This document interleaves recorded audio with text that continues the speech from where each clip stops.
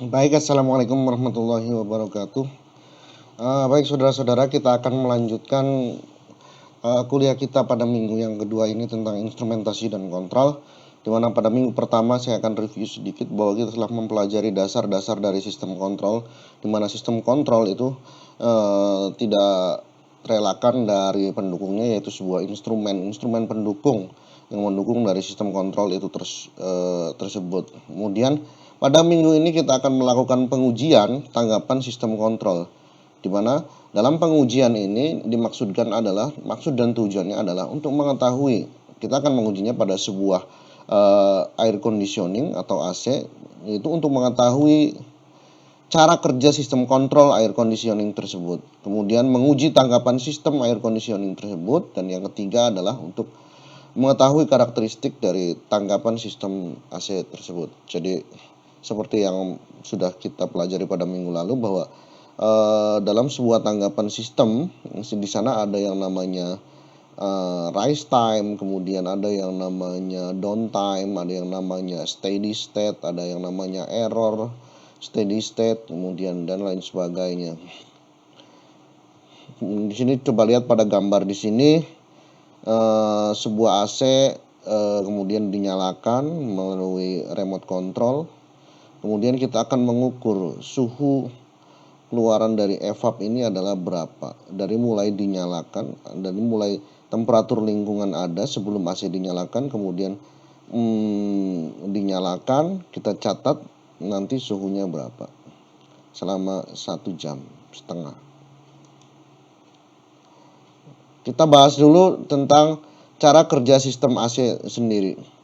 Kita lihat pada gambar yang pertama ini, di mana sebuah air conditioning adalah berfungsi untuk mendinginkan atau memanaskan sebuah ruangan. Dimana kalau di Eropa, teman-teman, kebanyakan yang digunakan adalah sistem pemanasan, dimana di saat musim dingin dibutuhkan pemanas pada ruangan sehingga kehidupan manusia di dalam ruangan tersebut bisa nyaman. Tapi sebaliknya di iklim tropis, di daerah kita, Indonesia khususnya, di mana sistem air conditioning yang digunakan adalah sistem pendinginan, di mana udara yang panas ini dibuang, kemudian di dalam ruangan evaporator menyerap panas tersebut dan disirkulasikan menjadi udara yang dingin. Cara kerjanya adalah seperti ini, yang seperti pada gambar 2, di mana kondensor air kompresor berfungsi sebagai jantung dari sistem pendingin ini, di mana kompresor mensirkulasikan fluida pendingin ke seluruh sistem. Kemudian fluida pendingin dialirkan menuju kondensor. Udara panas kemudian dibuang oleh kondensor, karena ini adalah alat penukar kalor, dibantu oleh konveksi faksa yang dilakukan oleh fan kondensor. Kemudian masuk ke dalam filter dryer, artinya di sini udara yang masih bersifat sebagai cairan difilter, sehingga yang masuk adalah hanya udara.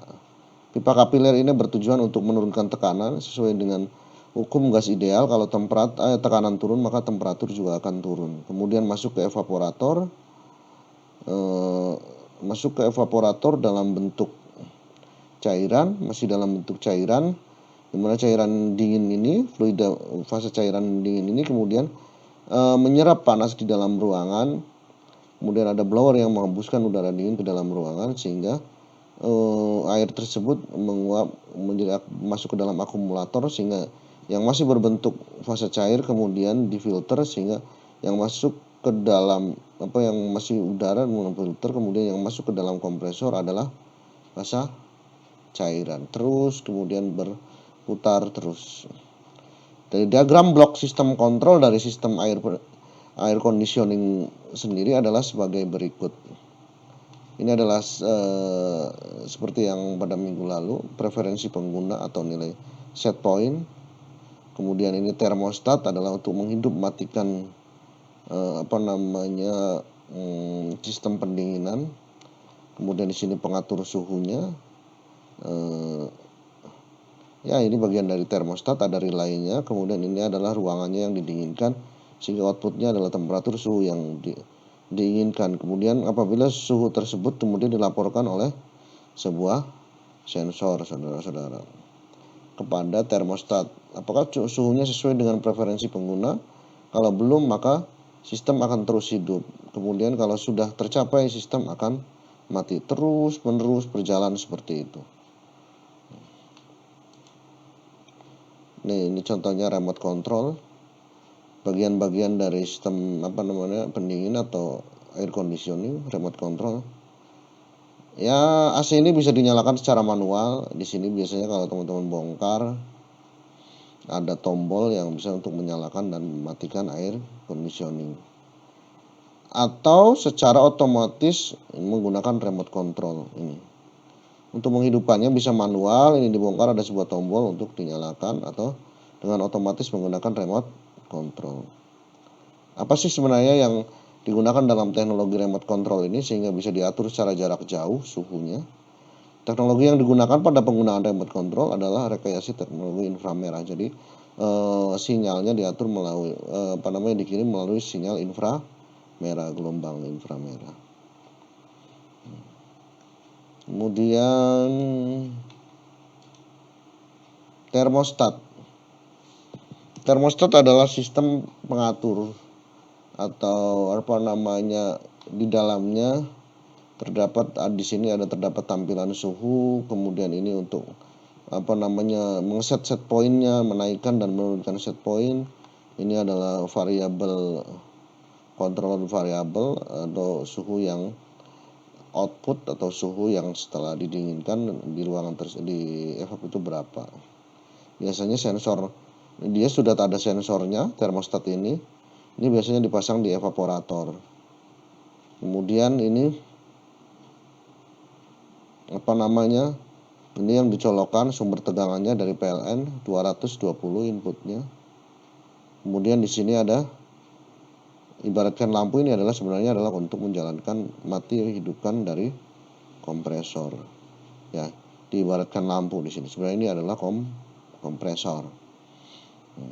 Ini adalah prinsip kerja sebuah termostat. Awalnya ini di set dulu suhunya. Misalkan set pointnya 20. Kemudian di setting diferensialnya misalkan 4. Bagian bawah 20. Bagian atas bagian bawah 18 karena set pointnya 20, bagian bawah misalkan 22, sehingga diferensialnya adalah 4. Range-nya atau diferensialnya adalah 4. Ini indikator suhu out atau suhu keluaran.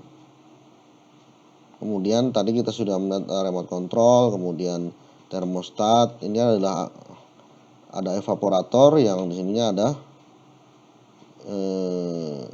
ini kompresor. Ya, ini kompresor saudara-saudara.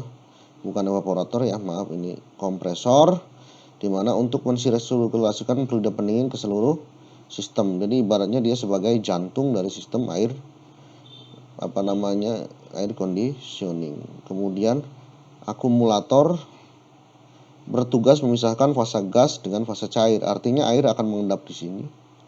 Air akan masuk ke sini, udara akan di bagian atas ditangkap. Sehingga kompresor mensirkulasikan fluida pendingin dalam bentuk fase cair. Masuknya udah fase cair di sini. Kemudian kondensor, fan kondensor, dan filter dryer. Kondensor dalam sistem pendingin berfungsi sebagai alat penukar panas udara yang dalam kondisi panas menuju ke luar ruangan. Jadi udara panasnya dibuang ke luar ruangan. Jadi ini biasanya juga disebut sebagai outdoor unit atau unit outdoor. Fan bertugas, ini fan gunanya kalau misalkan hanya pembuangannya secara alamiah saja karena angin yang mengalir, tentunya kurang maksimal. Makanya diberikan kipas di sini atau fan yang bertugas mempercepat proses dari penukaran panas. Kemudian filter dryer. Sini di sebelah sini ada filter dryer.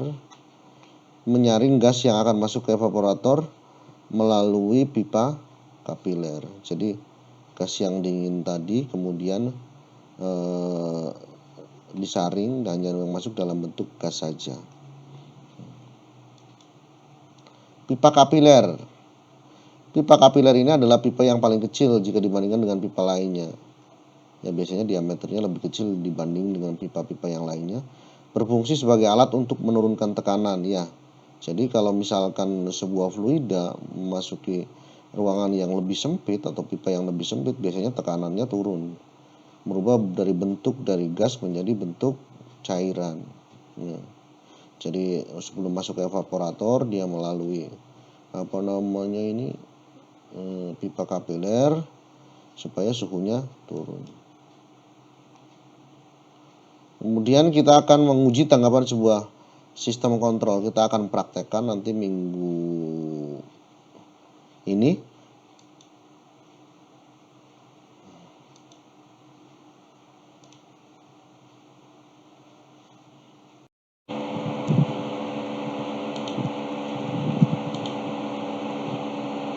Baik saudara-saudara, berikutnya kita akan membahas tentang kegiatan praktikum yang akan kita lakukan minggu ini, di mana dia akan dilakukan di bengkel atau laboratorium teknik pendingin dan tata udara,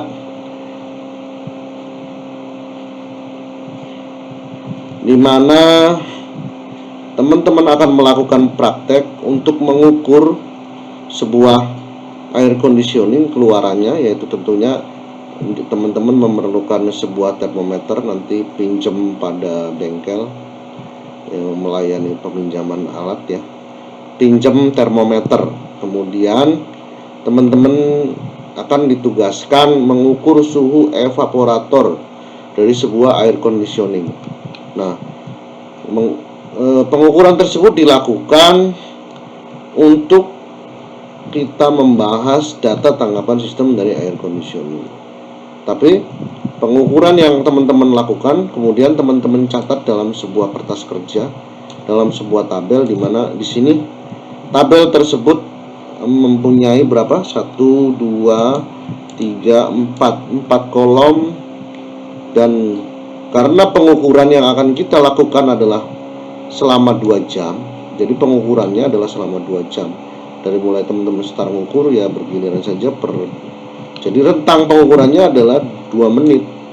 Jadi per 2 menit ambil data, catat di kertas kerja ini. 2 menit ambil data, catat di kertas kerja ini. Jadi menit ke 0 catat suhunya berapa. Kemudian menit kedua catat suhunya berapa, 31 misalkan. Menit keempat catat suhunya berapa, misalkan 31 masih. Menit ke-14 catat misalkan suhunya 4. Menit ke-28 catat suhunya 4. Kemudian terus sampai selama 2 jam, menit ke 120. Jadi terus catat sampai menit ke 120. Jadi teman-teman bawa tabel nanti seperti ini, mana kasih judul data tanggapan sistem air conditioning AC. AC yang terletak di mana nanti di bawahnya dalam kurung AC ruang kelas 2A misalkan, ruang kelas 2B misalkan. Catat juga set point yang teman-teman masukkan pada remote control. Misalkan teman-teman mencet di remote control itu adalah suhunya 20. Ini jangan 5, kalau 5 terlalu kecil ya, nanti AC malah nggak nyampe-nyampe. 20 saja. Kita akan melihat tanggapan sistemnya bagaimana, rise time down time-nya berapa, kemudian range-nya berapa, kemudian apakah dia mencapai set point tadi berapa, 20. Kita akan uji datanya ya. Setelah teman-teman ya lakukan bergiliran saja supaya tidak capek, karena pencatatannya selama 2 jam.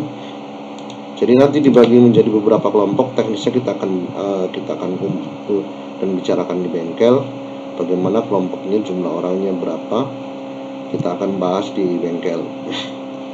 Kemudian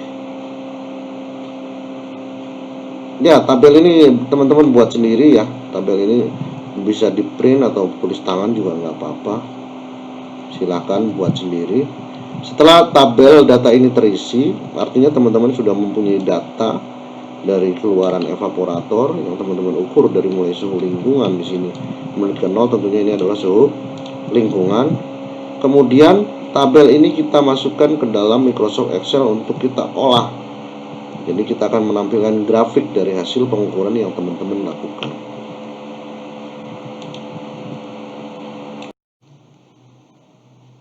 Ya, berikutnya adalah kita akan mengolah data dari hasil pengambilan data yang teman-teman rekam dalam sebuah tabel ya, seperti yang sebelumnya dijelaskan. Ini adalah hasil penulisan di Excel, di mana ini adalah nomor, waktu, pengambilan datanya mulai dari 0, 2, 4 sampai tadi berapa? 100. Ini banyak sekali, kita batasi sampai, karena ini saya ngambil data dari tugas akhir teman-teman tahun-tahun yang lalu yang mengambil sistem kontrol. Kita akan batasi sampai menit ke 120. Nanti kita akan batasi sampai menit 120. Kemudian set point suhunya kita ubah, tadi jangan 5, jadi berapa?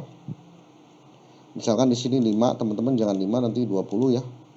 Karena ini saya ngukur cool storage, cold storage, jadi 5. Bukan cold storage juga, pengawetan jamur merang waktu itu mempunyai showcase 5 derajat ya. Kemudian ini adalah hasil dari pengambilan datanya. Kita akan plot, kita akan buat grafik. Mungkin teman-teman udah familiar lah dengan Microsoft Excel, tapi yang sudah familiar mangga silahkan, gampang mudah. Tapi kalau yang belum familiar, mari ikuti saja.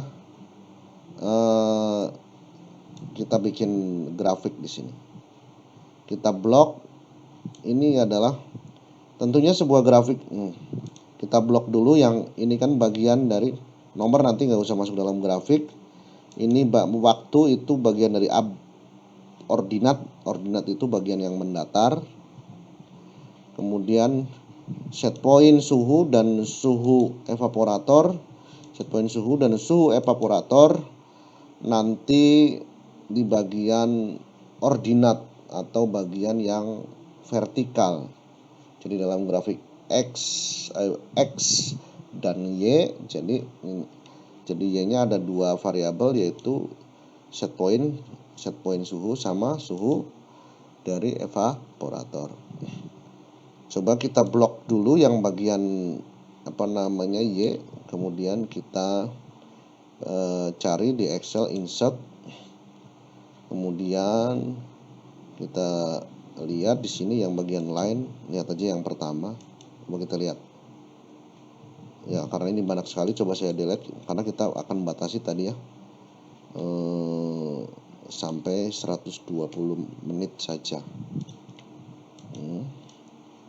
Terus 120 ya, ini ya. Kemudian insert, jangan lupa bagian line.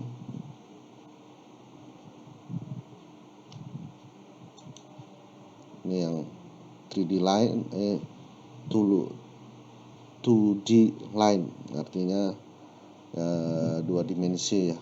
Kemudian klik yang pertama ya, seperti ini. Tapi lihat di gambar ini, set point sudah ada, yang biru ini adalah set point. Tadi set point saya 5, teman-teman jangan ya 20 ya, nanti atau 22 lah. Ini adalah yang bagian coklat, ini adalah suhu dari evaporator. Kemudian ininya kok 1, bukan dimulai dari 0, 2, 4, 6. Nah, ini yang akan kita ubah. Kita ubah supaya waktu menitnya sama seperti ini. Klik di sini supaya ada ini kita perbesar dulu ya. Ya, teman-teman jelas, kita perbesar.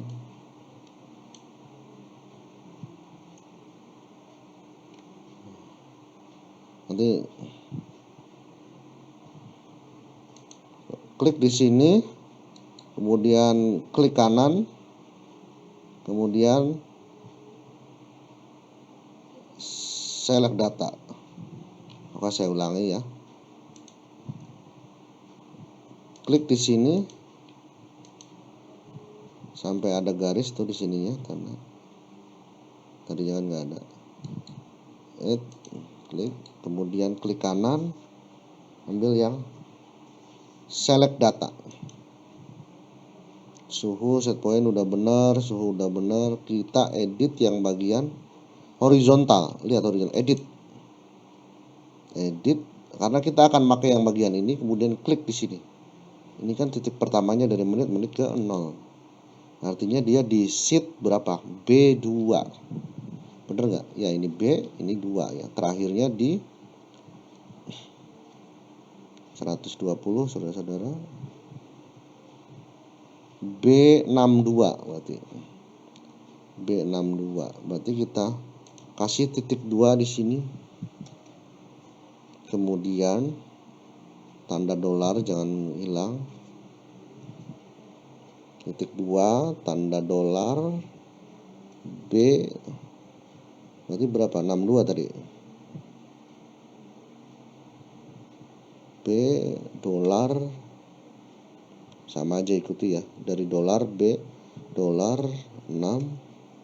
Oke, kita lihat tuh, sini sudah berubah sampai 120, dari 0 sampai 120.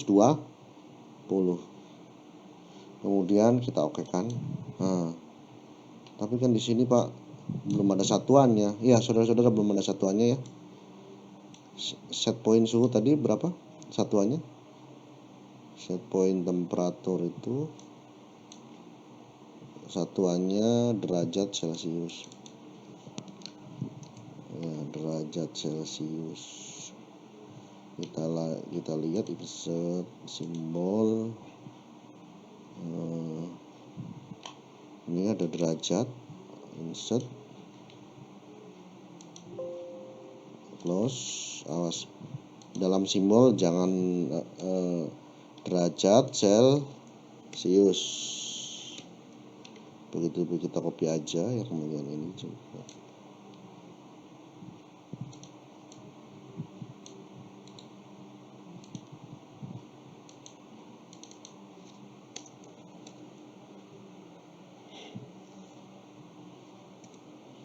Kita paste di sini derajat Celcius juga.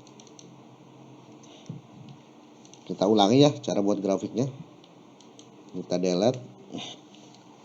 Coba kita blok yang bagian vertikalnya sampai menit ke 120. 12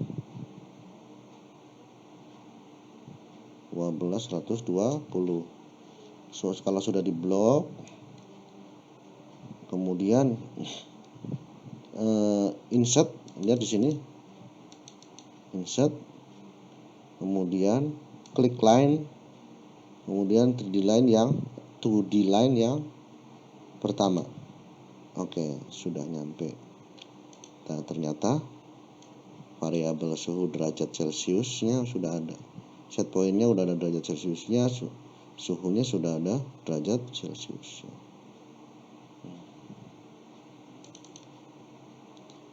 Kemudian seperti tadi kita akan mengubah ini, klik, kemudian klik kanan, kemudian select data, kemudian ingat di bagian ini ya, edit dengan horizontal, menit ke 0, sheet, tanda seru sheet 1, tanda seru, kemudian tanda dolar B, tanda dolar B2 artinya. Kita akan sampai B62. Titik 2 dulu. Titik 2, kemudian tanda dolar B, tanda dolar 62. Dan klik. Ada yang missing katanya. Ya, ini double.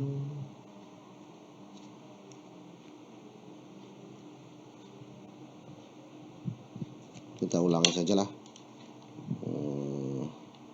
Edit, klik di sini, kemudian titik 2, ini B62. Lihat di sini sheet 1, tanda seru dolar B dolar 2, artinya ini B2. Kemudian sampai titik 2 itu sampai, artinya titik 2 itu sampai dengan B dolar 62, artinya sampai dengan kolom B baris ke 62. Oke. Oke, sudah berhasil. Tapi di sini juga belum ada variabelnya, Pak.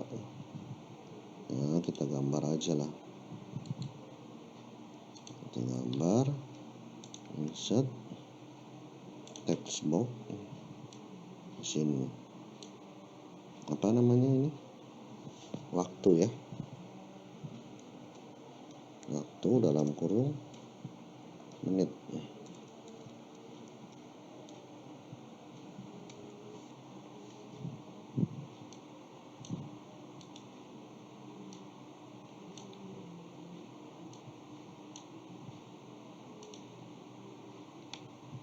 Ya, kita ubah geser-geser aja supaya ininya cantik, saudara-saudara. Ya, sudah jadi. Lihat di sini grafiknya tangkapan sistem tersebut. Jadi, suhu lingkungan mula 31 derajat Celcius, kemudian turun mencapai suhu set point yaitu 5 derajat. Kemudian masih terus sampai dengan kalau saya mungkin ini sampai 4, sampai 2,5 ya, atau 3 lah, 3 diferensialnya 6 berarti di sini 2, di sini 8, kemudian naik 2, turun 2, kompresor mati, kemudian sampai 8, kompresor hidup, dan seterusnya ya. Kemudian teman-teman analisa di sini, artinya dia downtime-nya sampai suhu terendah berapa nih? Downtime, atau kalau naik kan rise time namanya, kalau ini kan turun, downtime-nya ya berapa? 16, sini 20, 17 lah, sekitar 17 menit downtime-nya. Kemudian range-nya berapa? Range-nya ini 8, ini 2, 8 dikurang 2 berapa? 6. Jadi range-nya atau jangkauannya atau diferensialnya sama dengan 6. Set point-nya berapa? Ya, 5 derajat Celcius. Apakah ini temperaturnya sudah stabil? Sudah, karena ini sudah steady state di rata-rata sama dengan 5. Karena titik tengahnya kan 5 nih. Ya, steady state di antara suhu 5 derajat. Ya, begitulah nanti teman-teman akan menampilkan grafik ini. Nanti teman-teman bahas downtime-nya berapa, kemudian jangkauannya berapa, apakah temperatur itu sudah steady state atau sudah stabil. Terima kasih. Nanti kita akan ketemu di bengkel Laboratorium Teknik Pendingin dan Tata Udara untuk membahas lebih detail dari teknis praktikum kita.